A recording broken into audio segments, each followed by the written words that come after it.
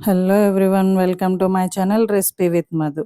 ఇది చూస్తే మీ చిన్నప్పటి జ్ఞాపకాలు గుర్తొస్తున్నాయా? 90స్ కిడ్స్‌కి ఇది ఫేవరెట్ అండి కొబ్బరి మిఠాయి. ఈరోజు మనం ఈ రెసిపీనే చేయబోతున్నాము. చాలా సింపుల్‌గా అండ్ 3 ఇంగ్రీడియెంట్స్‌తోనే చేసుకోవచ్చు. సో, స్కిప్ చేయకుండా ఎండింగ్ వరకు చూడండి. రెసిపీ విత్ మధు ఛానల్‌ని సబ్స్క్రైబ్ చేసుకోండి. ముందుగా మన దగ్గరున్న కొబ్బరికాయని తీసుకొని బాగా వాష్ చేసి ఇలా ముక్కల కింద కట్ చేసుకొని పెట్టుకోవాలి. వాష్ చేసిన కొబ్బరికాయ ముక్కల్ని ఇలా సన్నగా తరిగి పక్కన పెట్టుకోవాలండి. చూసారు కదా! థిక్‌నెస్ చాలా సన్నంగా ఉంటే బావుంటుంది కొబ్బరి మిఠాయిలోకి. ఇప్పుడు ముక్కలన్నిటిని ఒక బౌల్‌లోకైతే తీసుకోండి. చూసారు కదా! నాకైతే ఇక్కడ ఒక కప్ ఆఫ్ బౌల్‌తోని ఈ పీసెస్ అన్నీ వచ్చాయి. ఇప్పుడు మీరు స్టవ్ ఆన్ చేసి ఒక కడాయి లాంటిది పెట్టుకోండి. మనం ఇక్కడ కొబ్బరికాయ ముక్కలనేవి ఫ్రై చేసుకోవాలి. సో, నేను ఫ్రై చేసుకోవడానికి చూసారు కదా! ఘీ తీసుకుంటున్నాను. ఒక స్పూన్ అయితే ఘీ వేసుకొని బాగా వేడెక్కనివ్వాలి ఘీని.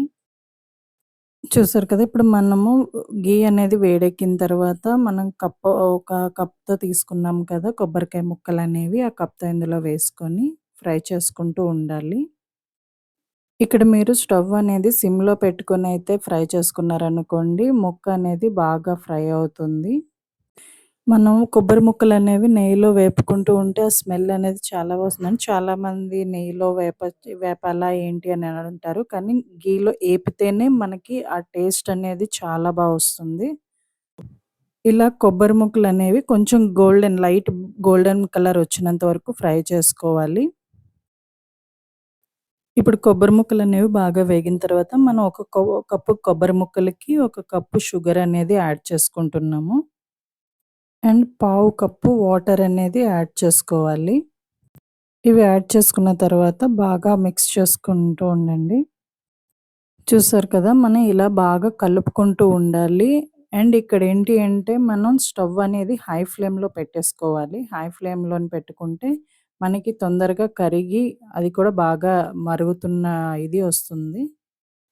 చూసారు కదా! పాకం అనేది ఇలాగా బాగా మరుగుతూ ఉండాలి. అందుకనే హై ఫ్లేమ్‌లో పెట్టుకోమని చెప్పాను.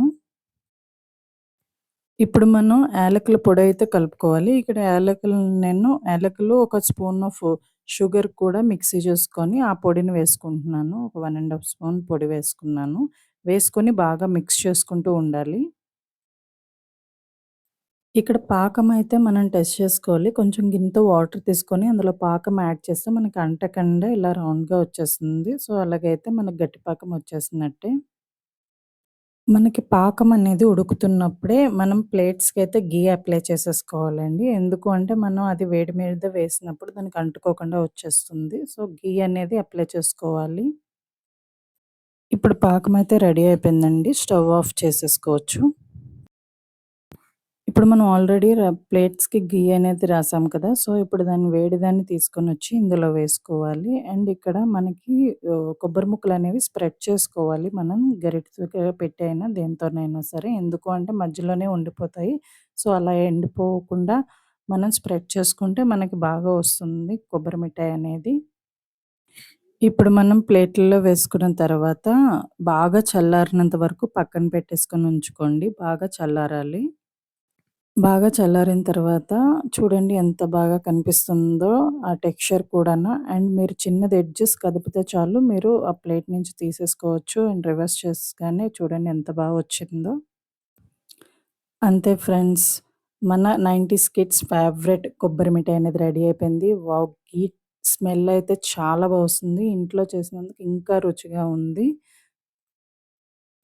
మీకు ఈ వీడియో గనుక నచ్చినట్టయితే లైక్ చేయండి. మీ ఫ్రెండ్స్‌తో షేర్ చేయండి. ఇలాంటి టేస్టీ రెసిపీస్ కోసం రెసిపీ విత్ మధు ఛానల్‌ని సబ్స్క్రైబ్ చేయడం మర్చిపోవద్దు.